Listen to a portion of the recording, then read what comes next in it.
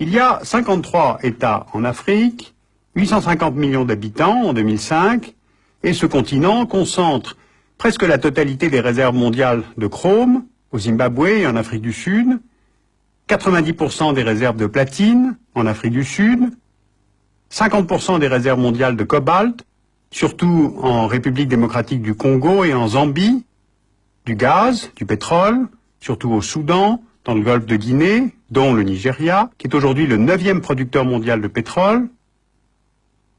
On trouve aussi d'importantes réserves en or, diamants, manganèse, du cuivre, du fer, de l'uranium, du charbon.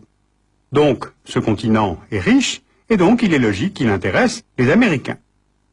En mai 2000, d'ailleurs, le Congrès des États-Unis a adopté l'AGOA, c'est-à-dire African Growth and Opportunity Act, qui est une loi sur la libéralisation des échanges et la croissance en Afrique. 37 États d'Afrique subsaharienne peuvent avoir un accès facilité au marché américain pour certains produits, notamment le textile. Et pour les États-Unis, ce programme s'intègre dans un projet de conquête de marché qui était jusque-là plutôt réservé aux Européens. Bien, mais parmi toutes ces ressources qu'on vient de mentionner, c'est avant tout le pétrole et le gaz qui intéressent les compagnies américaines. Qu'on en juge. En Angola, c'est la compagnie Chevron qui contrôle 75% de la production, les puits étant surtout localisés dans l'enclave de Cabinda. Depuis 2003, plusieurs compagnies américaines explorent les eaux du golfe de Guinée, sous souveraineté du Nigeria, de la Guinée équatoriale, des îles de Sao Tomé et Principe. 14% du pétrole consommé aux États-Unis en 2005 provient du continent africain, et on devrait atteindre les 20% dans la décennie 2010. On note aussi qu'un oléoduc a été ouvert en 2004 entre le Tchad et le Cameroun, entre Doba et Kribi, et il est géré par un consortium dirigé par ExxonMobil et Chevron. Un autre, entre le Tchad et le Soudan, est actuellement à l'étude.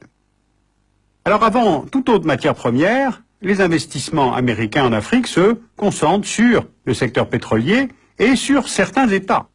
40% des investissements directs étrangers américains en 2002 étaient dirigés vers seulement l'Afrique du Sud, l'Angola et le Nigeria. Alors tous ces choix répondent à des objectifs stratégiques. Et pour comprendre, changeons d'échelle.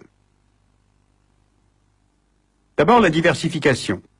Depuis le choc pétrolier de 1973, la part des importations américaines en pétrole du Moyen-Orient est passée de 25% à 15%. Ensuite, la proximité. Le golfe de Guinée est en face de la côte est américaine, de l'autre côté de l'Atlantique, et cette relative proximité est vue comme un atout. Ça réduit les risques de rupture d'approvisionnement, et comme les variations des prix du pétrole sont liées à un marché et non pas à une région, alors autant acheter au plus proche et au plus sûr. Car il y a aussi les questions de sécurité. Les attentats du 11 septembre n'ont pas mis fin à l'alliance stratégique entre gendarmes pétroliers saoudiens et gendarmes militaires américains. Mais il y a désormais suspicion mutuelle. Donc, vu de Washington, le continent africain peut prendre une certaine valeur par sa richesse et par sa localisation. Une carte, vous voyez, montre bien les routes maritimes utilisées pour le transport de pétrole et des matières premières, et elles sont toutes circumafricaines. On peut repérer les points de passage et les détroits de Gibraltar, Suez, Bab el-Mandeb, Canal de Mozambique, Cap de Bonne-Espérance. Donc, il faut assurer la sécurité des approvisionnements énergétiques. Alors pour ça, les États-Unis déploient leur 6e flotte en Méditerranée, dans le golfe de Guinée, la 5e dans le golfe d'Aden et l'océan Indien. À cela s'ajoutent maintenant plusieurs déploiements militaires terrestres et qui sont plus récents. En octobre 2002, donc un an après le 11 septembre, le Pentagone a ouvert une base à Djibouti, à Camp-Lemonnier, avec environ 1 millier d'hommes. C'est une ancienne base française qui cohabite maintenant avec la plus importante base militaire qu'a la France à l'étranger, avec 2700 hommes. De là, les forces américaines peuvent mieux contrôler le canal de Suez, où passent chaque jour 40 navires de toutes sortes.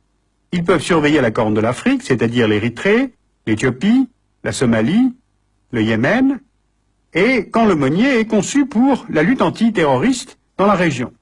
Car je vous rappelle que le Kenya a été la cible de plusieurs attaques terroristes, dont une en 1998 contre l'ambassade américaine à Nairobi.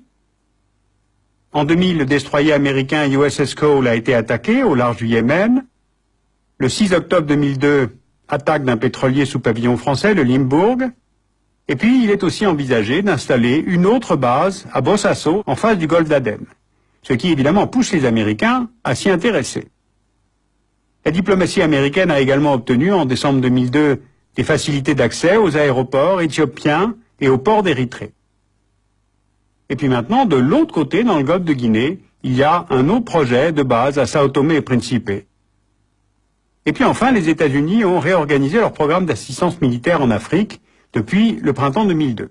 Alors concrètement, cela veut dire qu'en plus de la formation de forces armées africaines à des missions d'interposition et d'assistance humanitaire, ce nouveau programme, qu'on appelle ACOTA, inclut désormais un entraînement offensif. Par exemple, en mars 2004, une opération a été menée par des troupes du Mali, du Tchad, du Niger, de l'Algérie contre le groupe salafiste pour la prédication et le combat, qui opère dans cette région du Sahel. Le groupe est soupçonné d'avoir des liens avec Al-Qaïda et plusieurs tonnes de matériel, des moyens aériens et de protection et une unité spéciale liée à la CIA ont été mises à la disposition par l'armée américaine pour réaliser cette opération interafricaine. Alors le continent africain ne faisait pas partie des priorités de Washington. Eh bien, l'interventionnisme énergétique et militaire des États-Unis s'y est développé et en très peu de temps. Et cela semble entrer évidemment en concurrence avec l'influence de la France. La France est l'une des anciennes grandes puissances coloniales. Par des accords de défense, Paris est lié au Cameroun, au Gabon, au Sénégal, à la Côte d'Ivoire notamment. Avec plusieurs États d'Afrique de l'Ouest, plus la Tanzanie et Madagascar, Paris est lié à des accords de coopération militaire. La France dispose également de 5 bases militaires, soit en tout quelques 6 000 hommes, ce qui ne tient pas compte des 4 000 hommes déployés en Côte d'Ivoire depuis 2003. Donc, est-ce qu'il y a véritablement concurrence ? En fait, les choses sont plus compliquées que ça. D'abord, Paris a peu à peu mis en place des accords de coopération à vocation régionale et non plus en bilatéral. Il y a aussi un cadre multilatéral d'action, comme l'ont montré les interventions françaises en République démocratique du Congo, dans le cadre de la politique étrangère de l'Union européenne en 2002, ou bien dans la crise ivoirienne en 2003, elle agit sous mandat de l'ONU. Et s'il y a rivalité, elle ne porte pas tant sur qui assure la stabilité de certains États africains, mais sur ce que l'on peut faire de cette stabilité, c'est-à-dire les réseaux commerciaux, les investissements, l'accès aux ressources, et bien sûr l'outil essentiel de la langue, c'est-à-dire la francophonie dans le cas de l'Afrique de l'Ouest.